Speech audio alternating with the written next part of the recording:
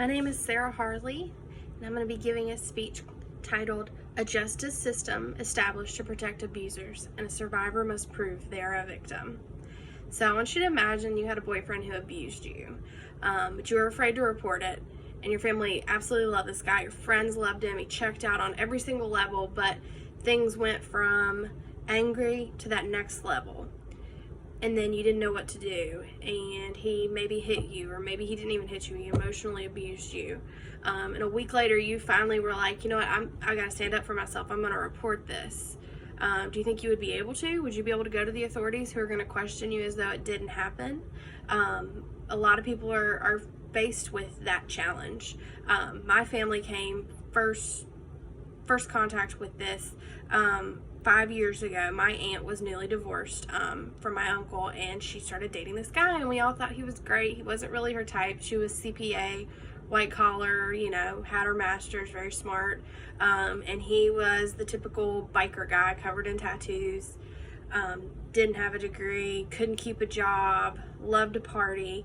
Long story short, she dated him for about a year. We had no idea that he would just emotionally was not very good to her. We don't have proof that he actually abused her emotionally, but we know that he wasn't as nice to her as he probably should have been. And he ended up brutally murdering my aunt in her home on Father's Day. And it turns out 3 years before, we had known he had gone to jail. We thought it was for a DUI. It turns out it was for previous domestic violence. He stabbed a woman, and luckily she lived, but he served his time, got out early, actually 6 years early, on good behavior. The world that we live in, this is not a normal. I've come to realize that this is actually a pretty regular occurrence in our country. Women are not protected. Women who come forward often are not protected quick enough from the abuser. What if we had a streamlined system to protect victims from perpetrators who got guns legally? And what if there were organizations out there protecting abusers from this happening? That's actually what's happening. They are protecting the perpetrators and not the abused. So many people often are just like, well, if you won't take care of yourself, why should we protect you? I want you to think about when you're abused, if you think that you're in a mindset where you can stand up for yourself. A lot of the times you're not. You're a victim because you are being treated like you are less than. You're told that you're less than so often that you believe it. Also keep in mind that the elder and children are considered domestic violence. So children, they're minors. They can't just remove themselves from a situation. Someone needs to speak up on their behalf, or hopefully, if they're old enough, they can speak up and say, hey, help. Currently, there is a act. It's called the Violence Against Women's Act and the Lautenberg Amendment. It is actually expired and has not passed in its new form. Originally, this just existed so that those with misdemeanor and felony charges due to domestic violence were not able to legally acquire firearms. We're sure there's loopholes. We're sure it still happens somehow or another, and many states vary on if they come and take these firearms from you once you're charged with domestic violence charges. My current state, Florida, does take the firearms. Crazy enough, the first domestic violence based law came out in the 1800s in Alabama.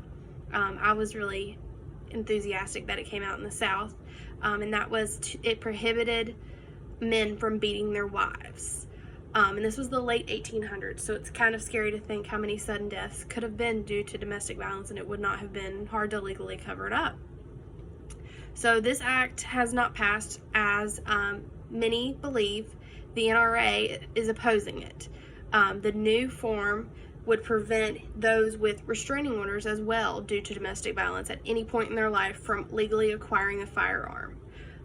This act would be a tremendous step forward, as many times women are so beat down they don't want to press charges, or they're afraid to for their own safety. Police can't come hang out outside your door every single day, can't hang out at your work where someone can show up. This person's been intimate with you. They know the details of your life.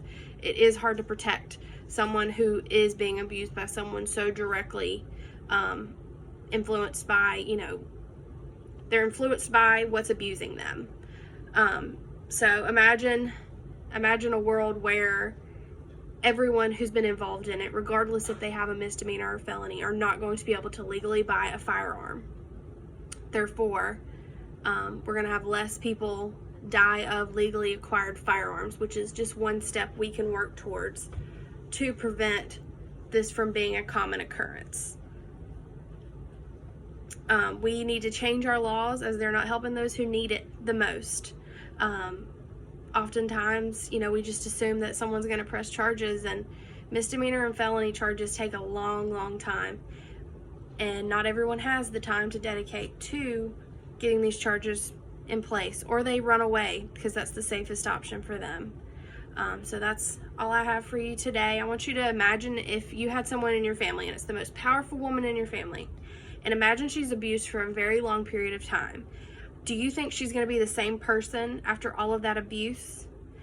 And what guarantee is there that she's going to be strong enough to stand up for herself and escape this cycle? Thank you.